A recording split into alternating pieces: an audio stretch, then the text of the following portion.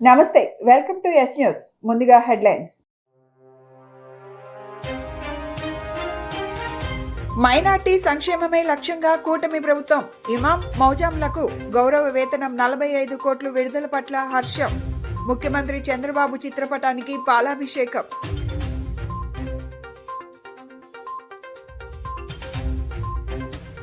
ఇకపై paperless administration ఖచ్చితంగా ప్రక్షాళన జరగాలి. మంత్రి నాదెండ్ల మనోహర్.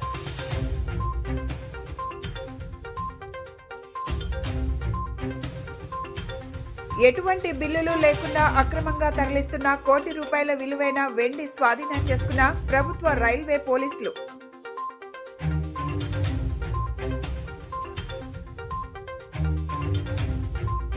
వేసవికి ప్రణాళిక సిద్ధం. తాగునీటి సమస్య రాకుండా తగు చర్యలు చేపట్టాలి. అధికారుల సమీక్షా సమావేశంలో మున్సిపల్ కమిషనర్ ధ్యానచంద్ర. కూటమి ప్రభుత్వం ఏర్పడిన తర్వాత ప్రజలకు అందిస్తున్న సేవల్లో లోపాలను గుర్తిస్తూ మరింత మెరుగైన సేవలు అందించేందుకు డిఎస్ఓలు, డిఎంలు సిద్ధంగా ఉండాలని రాష్ట్ర ఆహార, పౌర సరఫరాలు మరియు వినియోగదారుల వ్యవహారాల శాఖ మంత్రి నాదెండ్ల మనోహర్ అన్నారు. విజయవాడ కానూరులో సివిల్ సప్లై భవన్లో మంత్రి అధ్యక్షతన బుధవారం ఉదయం సివిల్ సప్లై జిల్లా అధికారులతో సమావేశం జరిగింది. ఈ సందర్భంగా మంత్రి నాదెండ్ల మనోహర్ మాట్లాడుతూ అధికారులందరూ కలిసి టీమ్ స్పిరిట్తో పనిచేద్దామని పిలుపునిచ్చారు. ప్రజలకు జవాబుదారీతనం పెంచే విధంగా పనిచేయాలని, ఇక్కడ civil supply corporation, civil supply department రెండూ కలిసి ఒకే నిర్ణయంతో ముందుకు సాగాలని సూచించారు. ప్రభుత్వం ధాన్యం కొనుగోలు ప్రారంభించిన తరువాత మిల్లర్లకు వద్దు, ప్రభుత్వానికే ధాన్యం అమ్ముతామనే పరిస్థితి రైతు నుంచి వచ్చిందన్నారు. ఇప్పటి వరకు 5.21 లక్షల మంది రైతుల నుంచి 32 లక్షల మెట్రిక్ టన్నుల ధాన్యం కొనుగోలు చేశామని, 7,522 కోట్లు విడుదల చేసినట్లు చెప్పారు. టెక్నాలజీ వాడకంతో తొలిసారిగా 7337359375 నెంబర్కు హాయ్ అని వాట్సాప్ చేయడం ద్వారా ధాన్యం కొనుగోలు జరుగుతుందన్నారు. రాష్ట్ర ప్రభుత్వం దీపం 2 పథకాన్ని అత్యంత ప్రతిష్టాత్మకంగా నిర్వహిస్తుందన్నారు. 93 లక్షల మంది గ్యాస్ బుకింగ్ చేసుకోగా 714.57 కోట్ల నగదు లబ్ధిదారుల ఖాతాలో జమ చేయడం జరిగిందన్నారు. అందుకు ప్రజల్లో ఉన్న సందేహాలను నివృత్తి చేయాల్సిన బాధ్యత జిల్లా స్థాయి అధికారులదేనని స్పష్టం చేశారు. అందుకు తగ్గట్లుగా అధికారులు సిద్ధం కావాలని, క్షేత్రస్థాయిలో ప్రక్షాళన జరగాలని, గతంలో ఉన్న అలవాట్లు మారాలని, ఆ విధంగా పౌర సరఫరాల జిల్లా స్థాయి అధికారులు నిర్ణయం తీసుకోవాలన్నారు. జిల్లా స్థాయిలో ఈ ఆఫీస్, ఈ ఫైల్కు పటిష్టమైన వ్యవస్థను ఏర్పాటు చేసుకోవాలన్నారు. అదేవిధంగా ఎండియు వాహనాలపై నిరంతరం పర్యవేక్షణ ఉండాలన్నారు. దేశంలో ఇప్పటికీ చాలామంది పేదవాళ్లు ఆహారం కోసం ఎదురు చూస్తున్నారని తెలిపారు. వచ్చే అకాడమిక్ సంవత్సరం నుంచి రాష్ట్ర వ్యాప్తంగా mid day meals, social welfare హాస్టళ్లకు పౌర సరఫరాల శాఖ నుంచి సన్న బియ్యాన్ని ప్రత్యేక ప్యాకింగ్తో అందించబోతున్నట్లు తెలిపారు. సమావేశంలో పౌర సరఫరాల శాఖ commissioner Saurabh Gaur, managing director Manjeer Jilani, రాష్ట్ర వ్యాప్తంగా అన్ని జిల్లాల నుండి సివిల్ సప్లై, తూనికలు, కొలతలు, విజిలెన్స్ అధికారులు పాల్గొన్నారు. సెంట్రల్ నియోజకవర్గంలోని సీతారాంపురం ప్రజాపిత బ్రహ్మకుమారి ఈశ్వరీయ విశ్వవిద్యాలయం వారి ఆధ్వర్యంలో 89వ త్రిమూర్తి శివ జయంతి మహోత్సవ వేడుకలు ఘనంగా నిర్వహించారు. ఈ కార్యక్రమానికి ముఖ్య అతిథులుగా ప్రభుత్వ విప్, సెంట్రల్ నియోజకవర్గ శాసనసభ్యులు బోండా ఉమామహేశ్వరరావు, వారి సతీమణి సుజాతతో కలిసి పాల్గొన్నారు. పరమశివుడు భూమి మీద అవతరించిన సందర్భంగా శివ జయంతిని జరుపుకుంటామని సెంట్రల్ నియోజకవర్గం శాసనసభ్యులు బోండా ఉమామహేశ్వరరావు తెలిపారు. ఈ సందర్భంగా జరిగిన కార్యక్రమాన్ని జ్యోతి ప్రజ్వలన గావించి ప్రారంభించారు. అనంతరం కేక్ కట్ చేశారు. ఈ సందర్భంగా బోండా ఉమా మాట్లాడుతూ బ్రహ్మకుమారీలు భక్తి శ్రద్ధలతో, సామాజిక సేవా దృక్పథంతో ఎన్నో కార్యక్రమాలు చేపడుతున్నారని తెలిపారు. ప్రజల్లో ఆధ్యాత్మిక శక్తిని పెంపొందింపజేసి యోగా, ధ్యాన పద్ధతులను వివరిస్తున్నారని తెలిపారు. ప్రతి సంవత్సరం మహాశివరాత్రి పండుగను జరుపుకుంటూ శివరాత్రికి కొన్ని రోజుల ముందు త్రిమూర్తి శివ జయంతి వస్తుందని, దీనిని కూడా ఎంతో మంది భక్తులు జరుపుకుంటారన్నారు. అయితే ఈ త్రిమూర్తి శివ జయంతిని బ్రహ్మకుమారీలు శివుని అవతరణ దినంగా వైభవంగా జరుపుకుంటారని, వీరికి తన వంతు సహాయ సహకారాలు ఎప్పుడు కావాలన్నా అందిస్తానని బోండా ఉమా తెలిపారు. ఈ కార్యక్రమంలో BK Savita behenji, BK Shanta behenji, BK Bharati, BK Jaya, BK Sudhakar, BK Padmaja, BK Radha మరియు తదితర బ్రహ్మ కుమారీలు పాల్గొన్నారు. మైనార్టీల సంక్షేమమే లక్ష్యంగా కూటమి ప్రభుత్వం ముందుకు సాగుతుందని సెంట్రల్ నియోజకవర్గ శాసనసభ్యులు బోండా ఉమామహేశ్వరరావు తెలిపారు. ఇమాం, మౌజాంల గౌరవ వేతనాల కోసం 45 కోట్ల రూపాయలు విడుదల చేయటం పట్ల తెలుగుదేశం పార్టీ కార్యకర్తలు హర్షం వ్యక్తం చేస్తూ ముఖ్యమంత్రి నారా చంద్రబాబు నాయుడు చిత్రపటానికి పాలాభిషేక కార్యక్రమాన్ని నిర్వహించారు. మసీదుల్లో పనిచేస్తున్న ఇమాం, మౌజమాలకు ప్రతి నెల గౌరవ వేతనం చెల్లించే పథకాన్ని 2016లో నాటి ముఖ్యమంత్రి నారా చంద్రబాబు నాయుడు ప్రారంభించారు. వైసీపీ ప్రభుత్వం వచ్చాక వారి గౌరవ వేతనాల చెల్లింపును సక్రమంగా నిర్వహించేది కాదు. తిరిగి కూటమి ప్రభుత్వం అధికారంలోకి వచ్చిన తరువాత ముఖ్యమంత్రి నారా చంద్రబాబు నాయుడు మసీదుల్లో పనిచేస్తున్న ఇమాం, మౌజమాలకు గౌరవ వేతనాల నిమిత్తం 45 కోట్ల రూపాయలు విడుదల చేశారు. ఈ సందర్భంగా సెంట్రల్ నియోజకవర్గం తెలుగుదేశం పార్టీ కార్యాలయంలో చంద్రబాబు చిత్రపటానికి పాలాభిషేక కార్యక్రమాన్ని నిర్వహించారు. ఈ కార్యక్రమానికి ముఖ్య అతిథిగా విచ్చేసిన సెంట్రల్ నియోజకవర్గం శాసనసభ్యులు బోండా ఉమామహేశ్వరరావు ఇచ్చేశారు. ముస్లిం మైనార్టీ పెద్దలతో కలిసి చంద్రబాబు చిత్రపటానికి బోండా ఉమామహేశ్వరరావు పాలాభిషేకం చేశారు. ఈ సందర్భంగా బెలూన్ హోండా ఉమామహేశ్వరరావు మాట్లాడుతూ రాష్ట్రంలోని మైనార్టీలకు ఇచ్చిన హామీలను ప్రణాళికాబద్ధంగా అమలుకు చర్యలు చేపడుతుందన్నారు. మైనార్టీల సంక్షేమమే లక్ష్యంగా ప్రభుత్వం ముందుకు సాగుతుందన్నారు. రాష్ట్రంలోని 5,000 మంది ఇమాంలు, మౌజామాలకు గౌరవ వేతనాలను చెల్లించేందుకు రాష్ట్ర ప్రభుత్వం 45 కోట్ల రూపాయలు విడుదల చేసిందన్నారు. కమిటీ ఆధ్వర్యంలో అలాగే సెంట్రల్ ఎమ్మెల్యే బోండా ఉమామహేశ్వరరావు అన్న గారి ఆధ్వర్యంలో ఈరోజు మన రేపు 10 రోజులకు ముందు వచ్చే రంజాన్ పండగకి రంజాన్ చాంద్ లాగా మనకు మంచి శుభవార్త ఇచ్చారు చంద్రబాబు నాయుడు గారు.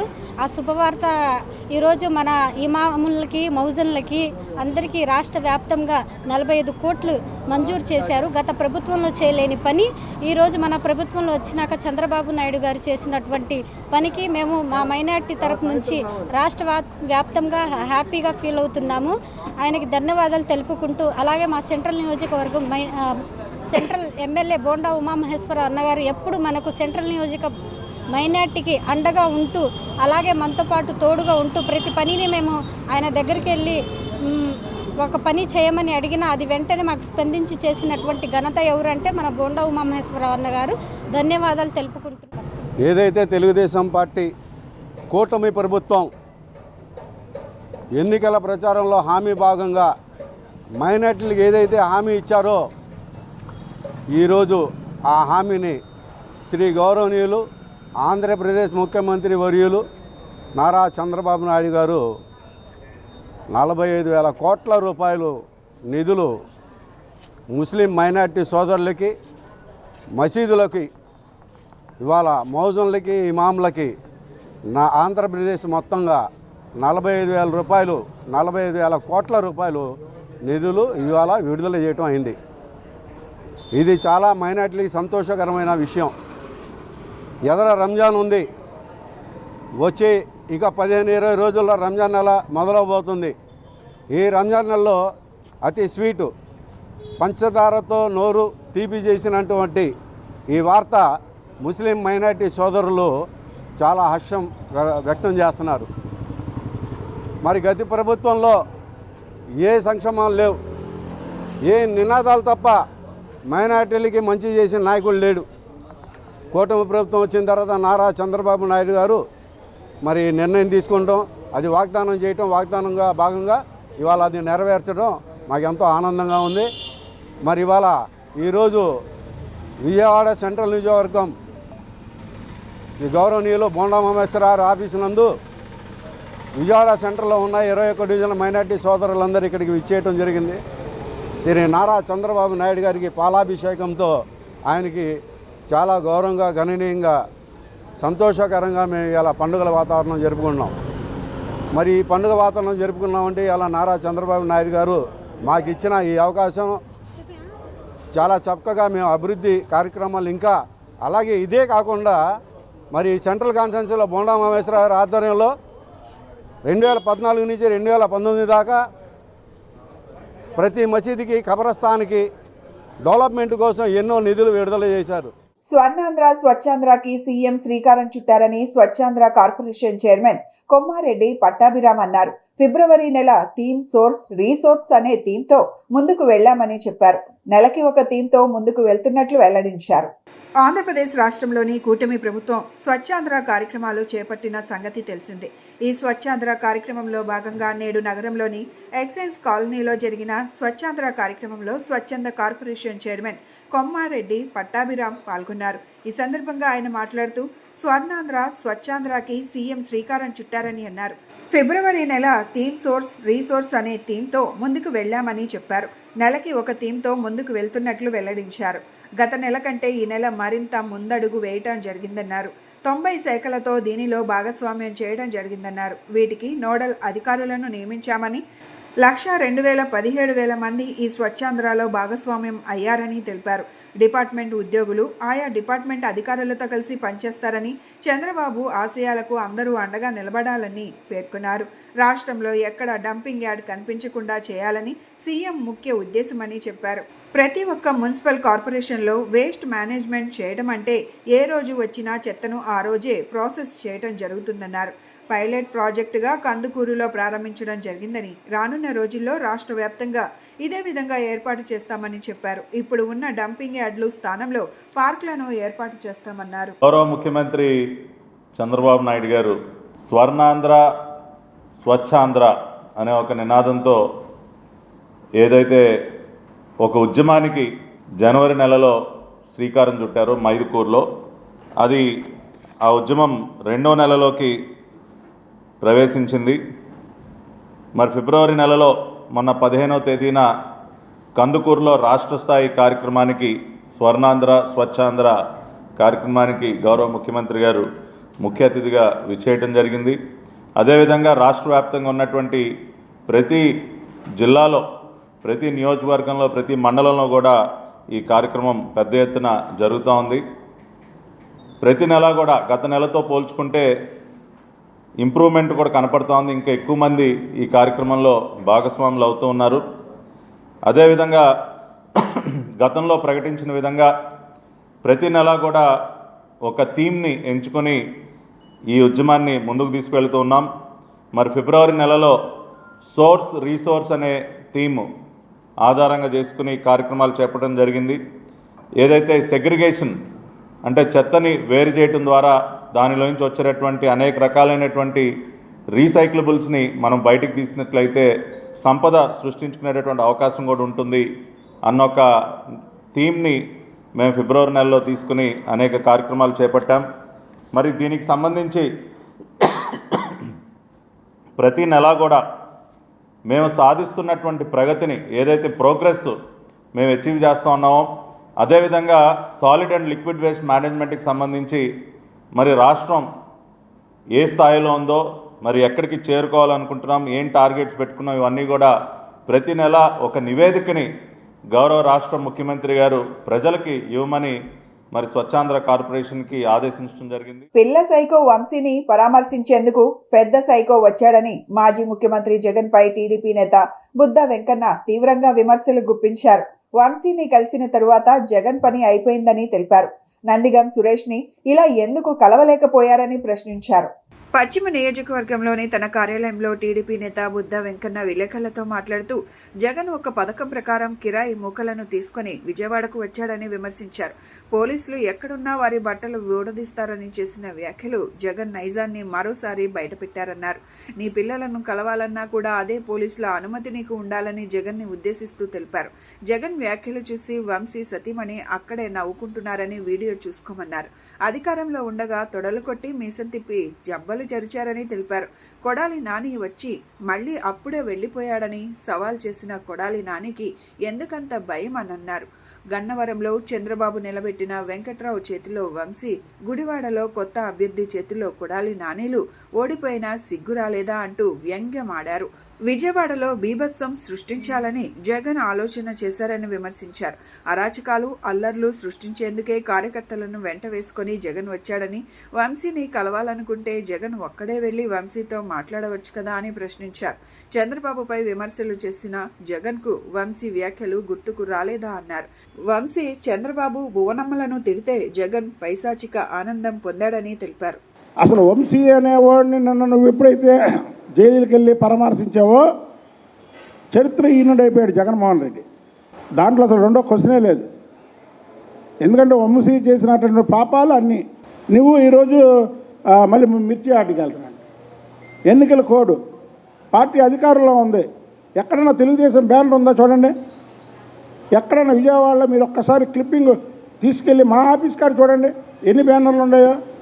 మేము ఎన్నికల కోడ్ అధికారంలో ఉండి మేము పాటిస్తుంటే అధికారం లేకుండా ఎన్నికల కోడ్ ఎక్కడా పాటించట్లేదు. అదేంటంటే ఒకవేళ కమిషన్ నుంచి వాళ్ళ మీద కేసు పెడితే ప్రభుత్వం పెట్టించిందని తప్పుడు ప్రచారం చేయడానికి. చట్ట వ్యతిరేకంగా వీళ్ళు పనులు చేస్తారు. చట్టం కానీ వాళ్ళ మీద యాక్షన్ తీసుకుంటే కావాలని ప్రభుత్వం పెట్టించిందని ప్రభుత్వం మీద నిందలు వేయడానికి. నిన్న వంశీని పరామర్శించడానికి రాష్ట్రం మొత్తం ఉన్నటువంటి కిరాయి రౌడీల్ని విజయవాడ తీసుకురావాల్సిన అవసరం ఏంటి జగన్మోహన్ రెడ్డి? నువ్వు మామూలుగా వచ్చి పరామర్శించి వెళ్ళొచ్చు కదా. తెలుగుదేశం పార్టీ అధికారంలో లేనప్పుడు చంద్రబాబు నాయుడు గారు కూడా అనేక మందిని పరామర్శించడానికి వెళ్ళాడు. ఎప్పుడైనా ఇలాంటి వాతావరణం సృష్టించాడా? నిన్న గాంధీనగర్ మొత్తం కూడా భయప్రాంతులు అయిపోయారు ప్రజలు. వెంటనే విజయవాడ ప్రజలకు క్షమాపణ చెప్పాలి జగన్మోహన్ రెడ్డి. నిన్న చేద్దాం అనుకున్నటువంటి అరాచకానికి అది మీకు చాలామందికి మీలో తెలియకపోవచ్చు. బయట నుంచి పోగు చేసుకొని వచ్చి ముందు రోజు రాత్రి విజయవాడ నగరంలో పెట్టి కరెక్ట్గా జగన్మోహన్ రెడ్డి లోపల ఉన్నప్పుడు అల్లర్లు సృష్టించడానికి నిన్న చేసినటువంటి పథకం అది. వేసవిలో విజయవాడ నగరపాలక సంస్థ వారు కల్పించే సౌకర్యాలలో ఎటువంటి ఇబ్బందులు ప్రజలు ఎదుర్కోకూడదని విజయవాడ నగరపాలక సంస్థ కమిషనర్ జ్ఞానచంద్ర అన్నారు. బుధవారం ఉదయం కార్పొరేషన్ ప్రథమ కార్యాలయంలో గల నూతన భవనంలోని సమావేశపు హాల్లో ఇంజనీరింగ్ సిబ్బందితో సమీక్షా సమావేశం నిర్వహించారు. ఈ సందర్భంగా కమిషనర్ మాట్లాడుతూ వేసవిలో ప్రజలకు ఎటువంటి ఇబ్బందులు కలగకుండా చూడాలన్నారు. ప్రత్యేకించి తాగునీటి సరఫరాలో కొండ ప్రాంతాలకు ఎటువంటి లోటు లేకుండా నీటి సరఫరా జరగాలన్నారు. జనాభా ఎక్కువగా ఉన్న చోట త్రాగునీటి సౌకర్యాలను మరింత పెంచాలని, కొండ ప్రాంతాల్లో నివసిస్తున్న ప్రజలకు తాగునీటి సౌకర్యం కల్పించేందుకు విజయవాడ నగరపాలక సంస్థ కావాల్సిన చర్యలను తీసుకోవాలని తెలిపారు.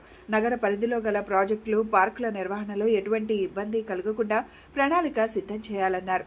విజయవాడ నగర పరిధిలో గల అన్ని ప్రాంతాలను క్షేత్రస్థాయిలో పర్యటించి ఎటువంటి నీటి లీకేజీలు లేకుండా చర్యలు తీసుకోవాలని, అధికారులందరూ అప్రమత్తంగా ఉంటూ లీకేజీలన్నీ ఎప్పటికప్పుడు మరమ్మతులు చేయాలని అధికారులను ఆదేశించారు. వేసవి కాలంలో ప్రజలు ఎటువంటి ఇబ్బందికి గురికాకుండా పక్కా ప్రణాళికలతో తదుపరి నిర్వహించే సమీక్షా సమావేశంలో చర్చించాలని ఆదేశాలు ఇచ్చారు. ఈ సమావేశంలో సర్కిల్ పరిధిలో గల అసిస్టెంట్ ఇంజనీర్లతో, డిప్యూటీ ఎగ్జిక్యూటివ్ ఇంజనీర్లతో వారు విధులు నిర్వహిస్తున్న వార్డు, ఆ ప్రాంతంలో ప్రజలు ఎదుర్కొంటున్న సమస్యలు తెలుసుకున్నారు. ఆ సమస్యలను పరిష్కరించే దిశగా సమావేశంలో చర్చించారు. ఈ సమావేశంలో superintendent engineers P Satyanarayana, P Satyakumari, executive ఇంజనీర్లు, డిప్యూటీ ఎగ్జిక్యూటివ్ ఇంజనీర్లు, అసిస్టెంట్ ఇంజనీర్లు పాల్గొన్నారు. మెయిన్ రోడ్లలోనే కాకుండా చిన్న చిన్న వీధుల్లో కూడా పారిశుద్ధ్య నిర్వహణ ఖచ్చితంగా జరగాలని, ఎక్కడా వ్యర్థాలు ఉండరాదని విజయవాడ నగరపాలక సంస్థ కమిషనర్ జ్ఞానచంద్ర అధికారులను ఆదేశించారు. ఉదయం తన పర్యటనలో భాగంగా Andhraprabha colony, Prakash Nagar, LBS Nagar, UDA colony, Karakatta road, Kandrika, Nuzvid road, Vambay colony తదితర ప్రాంతాలను పర్యటించి క్షేత్ర స్థాయిలో పారిశుద్ధ్య నిర్వహణ పరిశీలించారు. ఈ సందర్భంగా కమిషనర్ మాట్లాడుతూ రోడ్డుపై ఎటువంటి వ్యర్థాలు ఉండరాదని, ఇంటింటి వ్యర్థాల సేకరణ ఖచ్చితంగా జరగాలని, పుష్ కార్ట్లలో ఖచ్చితంగా 4 చెత్త బుట్టలను ఉంచాలని, తడి చెత్తను, పొడి చెత్తను విడివిడిగా సేకరించాలని, నిర్మాణ వ్యర్థాలను ఎప్పటికప్పుడు తీసివేయాలని అధికారులను ఆదేశించారు. Prakash Nagar, LBS Nagar, UDA colony పరిసర ప్రాంతాలన్నీ శానిటరీ ఇన్స్పెక్టర్ గోపీరాజు ద్విచక్ర వాహనంపై ఎక్కి పారిశుద్ధ్య నిర్వహణను క్షేత్రస్థాయిలో పరిశీలించారు. వ్యర్థాలను రోడ్డుపైన నిల్వ ఉంచకుండా ఎప్పటికప్పుడు పరిశుభ్రంగా ఉంచాలని, కాలువలో పూడికలను ఎప్పటికప్పుడు తీస్తూ నీటి ప్రవాహంలో ఎటువంటి ఆటంకం లేకుండా చూసుకోవాలని, నీటి ప్రవాహాన్ని ఆగినప్పుడు దోమలు ఉత్పత్తి అవుతాయని, దోమలను నియంత్రించడానికి కాలువలో పూడికలను తీయటమే కాకుండా మలేరియా సిబ్బంది అప్రమత్తంగా ఉంటూ ప్రతిరోజు ఫాగింగ్, ఎంఎల్ ఆయిల్ స్ప్రే చేస్తూ ప్రజలు దోమకాటు వల్ల అనారోగ్యం పాలవకుండా చూసుకునేటట్టు చర్యలు తీసుకోవాలని కమిషనర్ అధికారులను ఆదేశించారు. ఈ పర్యటనలో incharge chief medical health officer doctor Suresh Babu, biologist Suryakumar, assistant medical health officer doctor Babu Srinivas, sanitary ఇన్స్పెక్టర్లు, సిబ్బంది పాల్గొన్నారు. ఎటువంటి బిల్లులు లేకుండా వెండిని తరలిస్తున్న వారిని రాష్ట్ర ప్రభుత్వ రైల్వే పోలీసులు అదుపులోకి తీసుకున్నారు. వారి వద్దనున్న 107 కిలోల వెండిని స్వాధీనం చేసుకున్నారు. విజయవాడ రైల్వే స్టేషన్ 8వ నెంబర్ ప్లాట్ఫామ్పై అనుమానాస్పదంగా లగేజ్ను తరలిస్తున్న వ్యక్తులను అదుపులోకి తీసుకుని వారి వద్దనున్న లగేజ్ని తనిఖీ చేయగా ఎటువంటి బిల్లులు లేని 107 కిలోల వెండి లభ్యమైంది. ఈ సందర్భంగా ప్రభుత్వ రైల్వే సర్కిల్ ఇన్స్పెక్టర్ వి రమణ మాట్లాడుతూ, మంగళవారం రాత్రి విజయవాడ రైల్వే స్టేషన్ 8వ నెంబర్ ప్లాట్ఫామ్పై వ్యక్తులు సంచరిస్తుండటంతో వారిని తనిఖీ చేయగా 107 కిలోల వెండి లభ్యమైందన్నారు. దీనికి సంబంధించి ఎటువంటి బిల్లులు వారి వద్ద లేవన్నారు. లభ్యమైన వెండి సుమారు ₹1,00,00,000 విలువ కలదన్నారు. లభ్యమైన వెండిని సెంట్రల్ జీఎస్టీ అధికారులకు అప్పగించనున్నట్లు తెలిపారు. సందీప్ అనే ఒక వ్యక్తి ఆగ్రా నుంచి 107 కేజీలు సిల్వర్ ఐటమ్స్, ఫ్యాన్సీ ఐటమ్స్ తీసుకుని ప్లాట్ఫామ్ నెంబర్ 8లో దిగిన తర్వాత మేము చెక్ చేసాం. అతను చెక్ చేసినప్పుడు అతని దగ్గర దీనికి సంబంధించిన లీగల్ డాక్యుమెంట్స్ ఏమైనా ఉన్నాయని అడిగితే అతను ఎటువంటి డాక్యుమెంట్స్ ప్రొడ్యూస్ చేయలేదు. సో దాని మీద మేము ఈరోజు సెంట్రల్ జిఎస్టీ వాళ్ళకి ఇన్ఫర్మేషన్ ఇచ్చి వాళ్ళకి ఇవన్నీ కూడా హ్యాండ్ ఓవర్ చేసి ప్రాపర్గా దీన్ని లీగలైజ్ చేయమని చెప్పేసి వాళ్ళకి ఒక రిక్వెషన్ ఇచ్చాం.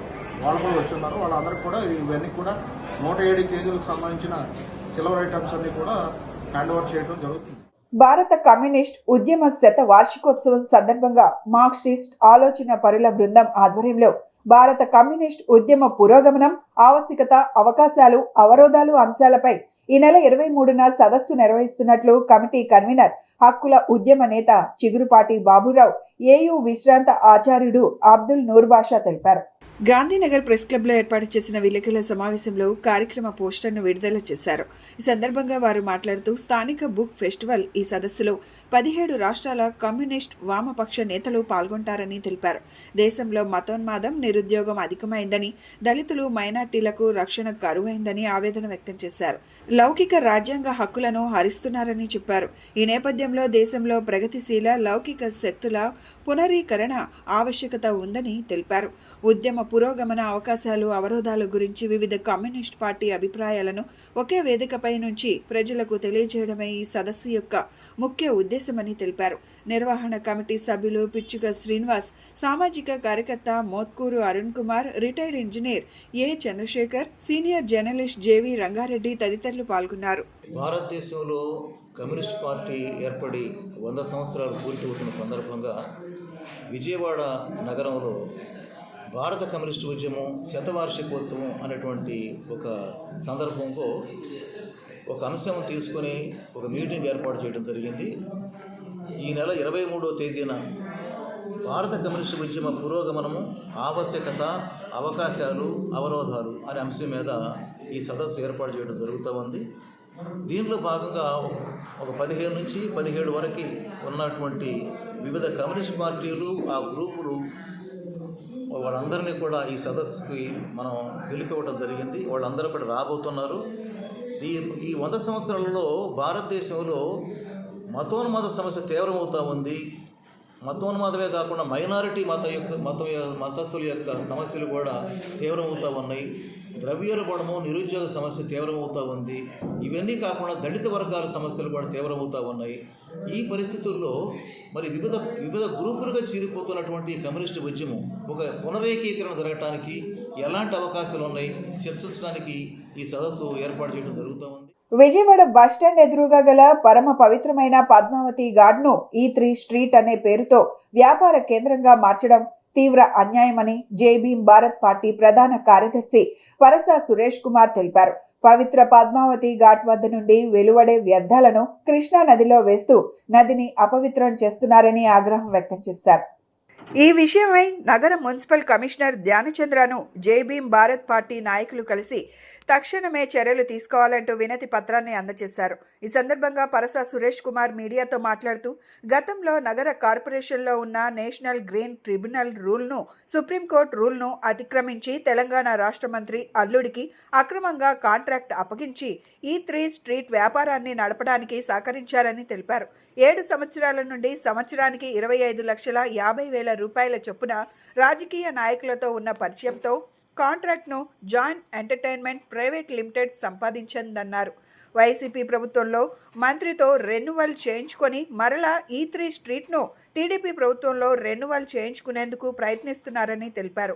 సుప్రీంకోర్టు రూల్స్ ప్రకారం పబ్లిక్ ప్లేస్లో ఏ విధమైన అక్రమ కట్టడాలు నిర్మించకూడదని చెప్పిందన్నారు. పద్మావతి ఘాట్ను రక్షించాల్సిన బాధ్యత ప్రతి ఒక్కరిపై ఉందని, పద్మావతి ఘాట్లోని ఈ స్ట్రీట్ను జాన్ ఎంటర్టైన్మెంట్ ప్రైవేట్ లిమిటెడ్ అగ్రిమెంట్ను ప్రభుత్వం తక్షణమే రద్దు చేయాలన్నారు. పద్మావతి ఘాట్ని వ్యాపార కార్యకలాపాలకి ఉపయోగించడం చాలా అన్యాయం. ఈ రోజున విజయవాడ బస్టాండ్ ఎదురుగా ఉన్న E3 food court, E3 street అనే పేరుతో గతంలో విజయవాడ కార్పొరేషన్ వారు ఒక తెలంగాణకు చెందిన మంత్రి అల్లుడికి అక్రమంగా కాంట్రాక్టులు కట్టజెప్పి ఈ రోజున విజయవాడ నగర కార్పొరేషన్లో ఉన్న ఈ సుప్రీంకోర్టు యొక్క రూల్స్ని, ఎన్జిటి నేషనల్ గ్రీన్ ట్రిబ్యునల్ రూల్స్ని వ్యతిరేకిస్తూ ఆ యొక్క E3 నడపడం చాలా దుర్మార్గం. ఎందుకంటే విజయవాడ పరమ పవిత్రమైన పద్మావతి ఘాట్ చాలా పవిత్రమైన నది. అలాంటి విజయవాడ నగరం నడిబొడ్డులో నుంచి నడుస్తున్న ఈ కృష్ణానదిలో అనేక వ్యర్థాలను వదులుతూ ఆ యొక్క E3 స్ట్రీట్ను అక్రమంగా నడుపుతున్నారు. వెంటనే ఆ యొక్క E3 స్ట్రీట్ని రద్దు చేయాలని చెప్పి, వాళ్ళకి ఇచ్చిన కాంట్రాక్ట్ రద్దు చేయాలని చెప్పి సందర్భంగా మేము డిమాండ్ చేస్తున్నాం. తన స్థలాన్ని కబ్జా చేశారని రెవెన్యూ పోలీస్ అధికారులకు తమ సమస్య చెప్పినా పరిష్కారం కాలేదని ఎం లక్ష్మీనారాయణ ఆవేదన వ్యక్తం చేశారు. 35 సంవత్సరాల క్రితం తన మేనకోడలైన శ్రీలక్ష్మి పేరుతో కొన్న స్థలాన్ని చుట్టుపక్కల వారే కబ్జా చేశారని ఆరోపణలు చేశారు. గత ప్రభుత్వంలో తమకు న్యాయం జరగలేదని, కూటమి ప్రభుత్వంలోనైనా న్యాయం జరుగుతుందన్న ఆశాభావం వ్యక్తం చేశారు. తమ స్థలం కబ్జా అయిందని అధికారుల దృష్టికి తమ సమస్య తీసుకువెళ్లిన పరిష్కారం కాలేదంటూ బొబ్బా శ్రీలక్ష్మి, ఆమె మేనమామ ఎం లక్ష్మీనారాయణ గాంధీనగర్లోని ప్రెస్ క్లబ్లో మీడియా సమావేశం నిర్వహించారు. ఈ సమావేశంలో వారు మాట్లాడుతూ 35 సంవత్సరాల క్రితం మంగళగిరి మండలం చిన్నకాకాని గ్రామంలో 600 చదరపు గజాల ఖాళీ స్థలాన్ని కొని రిజిస్టర్ చేయించుకున్నామన్నారు. దానిని 9 సంవత్సరాల క్రితం దాని చుట్టూ ఉన్నవారు కబ్జా చేశారని, తమకు న్యాయం చేయాలని police, revenue, survey, revenue minister, గవర్నర్ల దృష్టికి తీసుకువెళ్లినా ఫలితం లేదన్నారు. కూటమి ప్రభుత్వంలోనైనా తమకు న్యాయం జరుగుతుందని ఆశాభావం కలిగిందన్నారు. ముఖ్యమంత్రి నారా చంద్రబాబు నాయుడిని, లోకేష్ బాబును కలిసి తమ సమస్యను వివరిస్తామన్నారు. ఈ అమ్మాయి పేరుతో వాళ్ళ నాన్నగారు సుమారు 35 సంవత్సరాల క్రితం చిన్నకాకాని గ్రామం మంగళగిరి మండలం నందు 600 గజాల నివేశన స్థలం కొన్నారండి, నేషనల్ హైవే పక్కన. ఆ తరువాత నేషనల్ హైవే 2 సార్లు వెడల్పు చేసినప్పుడు సుమారు దాంట్లో సగం ఆ 2 సార్లు నేషనల్ హైవే వెడల్పు చేసినందువలన రోడ్డు కింద పోయింది. సుమారు 300 గజాల స్థలం మిగిలింది. దానిని ఒక 7-8 సంవత్సరాల క్రితం దాని చుట్టూ ఉన్నవాళ్ళు ఇక్కడ ఈ రాజధాని అనే భూములు విలువ పెరగడం, దాని చుట్టూ ఉన్న ముగ్గురు స్థలం కబ్జా చేయడం జరిగింది. మేము ఆ విషయం తెలుసుకుని అవన్న సరిహద్దు రాళ్ళు అవన్నీ పీకేసి దాన్ని కబ్జా చేసి చిన్న చిన్న కాంపౌండ్ వాల్స్ కట్టారు వాళ్ళు. ఆ విషయం మాకు తెలిసి మేము police department, survey, revenue minister గారి దగ్గరికి, గుంటూరు జిల్లా కలెక్టర్ గారి దగ్గరికి, డీజీపీ గారి దగ్గరికి వెళ్ళి ఈ సుమారు గత ప్రభుత్వ హయాంలో అంతకుముందు జరిగిన దాంట్లో 7-8 సంవత్సరాల నుంచి తిరగటం జరిగింది. ఇవన్నీ తిరిగినందుకు ఆధారాలు ఈ పేపర్లన్నీ దాని తాలూకు ఆధారాలు అన్నమాట. ఇవంతా మేము ఎవరెవరి దగ్గరికి వెళ్ళామో, ఏం ప్రయత్నం చేశామో అనేదానికి ఇవన్నీ ఆధారాలు. ఇప్పుడు ఈ మధ్య ప్రభుత్వం మారింది.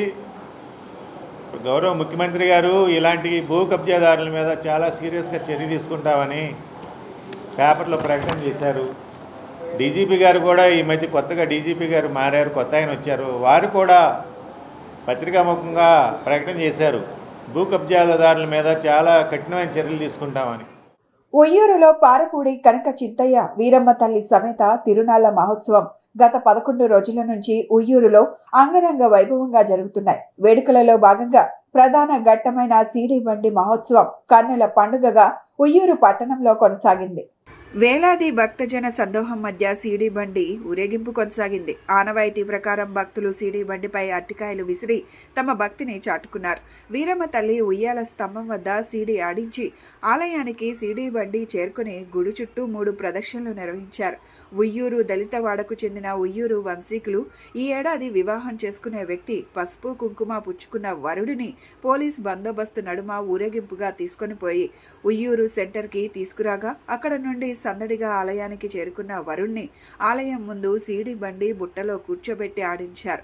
ఈ సందర్భంగా భక్తులు తమ కోరికలు తీర్చాలని కోరుతూ అరటి పళ్ళు విసిరేశారు. ఈ ఉత్సవాలలో ఎలాంటి అవాంఛనీయ సంఘటనలు జరగకుండా భక్తులకు ఎలాంటి ఇబ్బందులు తలెత్తకుండా గన్నవరం డీఎస్పీ ఆధ్వర్యంలో ఉయ్యూరు, పమిడిముక్కల, తోట్లవల్లూరు, ఆత్కూరు, హనుమాన్ జంక్షన్ సర్కిల్ సిఐలు, ఎస్ఐల ఆధ్వర్యంలో భారీ బందోబస్తు ఏర్పాటు చేశారు.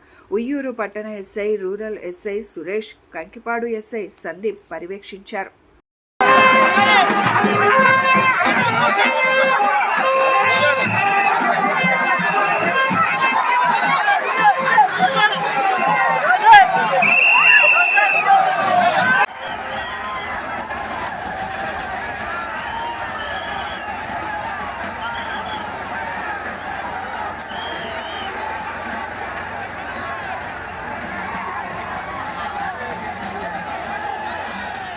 ఉమ్మడి కృష్ణా, గుంటూరు జిల్లాల పట్టభద్రుల ఎమ్మెల్సీ అభ్యర్థిగా పోటీ చేస్తున్న గుమ్మా శ్రీనివాస్ యాదవ్ను గెలిపించాలని ఆంధ్రప్రదేశ్ బీసీ సమన్వయ కమిటీ కన్వీనర్ రమణ కోరారు.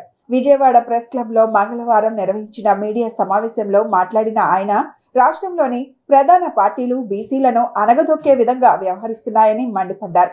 బీసీ అభ్యర్థి అయిన శ్రీనివాస్ యాదవ్ను గెలిపించడం ద్వారా బీసీల సమస్యలను చట్టసభలకు తీసుకువెళ్లవచ్చన్నారు. మీడియా సమావేశంలో పుట్టా శివ తదితరులు పాల్గొన్నారు. ఉభయ గోదావరి జిల్లాలలో మరియు ఉత్తరాంధ్ర జిల్లాలలో ఎమ్మెల్సీ ఎన్నికలు జరుగుతున్నవి. ముఖ్యంగా ఈరోజు మన ఉమ్మడి కృష్ణా, గుంటూరు జిల్లాలకు సంబంధించి ఎమ్మెల్సీ ఎన్నికల్లో ప్రధాన అధికార పార్టీ తెలుగుదేశం పార్టీ అభ్యర్థుల్ని, అగ్రకులాల అభ్యర్థులను నిలబెట్టడం జరిగింది. మేము ఫస్ట్ నుంచి కూడా కనీసం ఎమ్మెల్సీ ఎన్నికల్లోనైనా బీసీలకు అవకాశం కల్పించండి అని సమన్వయ కమిటీ ద్వారా డిమాండ్ చేస్తూనే ఉన్నాము. బీసీలకు ఎమ్మెల్సీ టికెట్ కేటాయిస్తే ఈ ప్రధానంగా ఉండేటువంటి రాష్ట్రానికి నడుబొడ్డున ఉండేటువంటి ఈ జిల్లాలలో బీసీలకు ప్రాధాన్యత ఉంటుందని కూడా మేము ఆ రోజు చెప్పడం జరిగింది. ప్రధానంగా ఎంపీలు కూడా అగ్రకులానికి చెందినటువంటి వారే. ఎమ్మెల్సీలో అవకాశం కల్పిస్తామని ఆ రోజు చెప్పడం జరిగింది.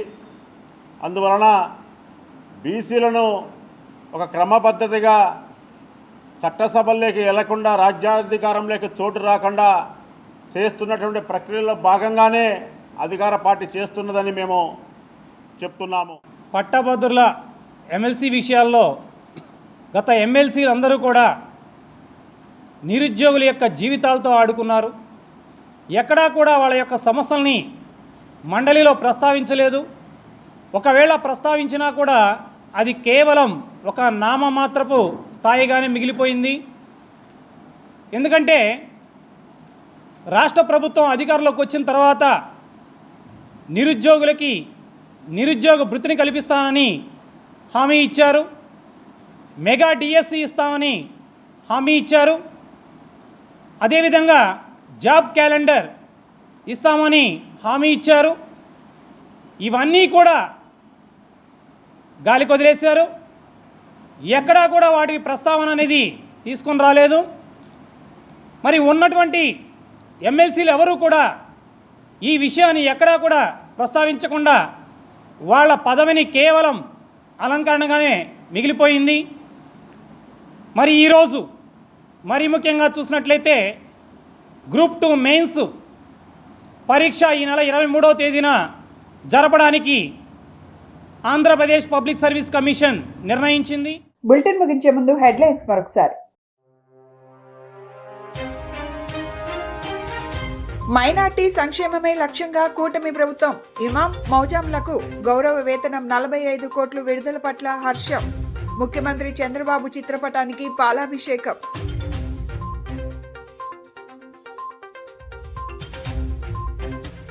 ఇకపై పేపర్లెస్ అడ్మినిస్ట్రేషన్ ఖచ్చితంగా ప్రక్షాళన జరగాలి. మంత్రి నాదెండ్ల మనోహర్.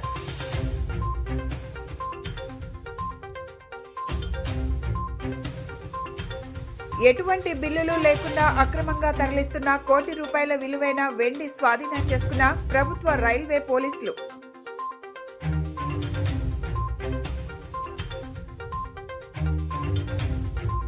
వేసవికి ప్రణాళిక సిద్ధం. తాగునీటి సమస్య రాకుండా తగు చర్యలు చేపట్టాలి. అధికారుల సమీక్షా సమావేశంలో మున్సిపల్ కమిషనర్ ధ్యానచంద్ర. ఇవి ఈనాటి bulletin updates. Keep watching yes news.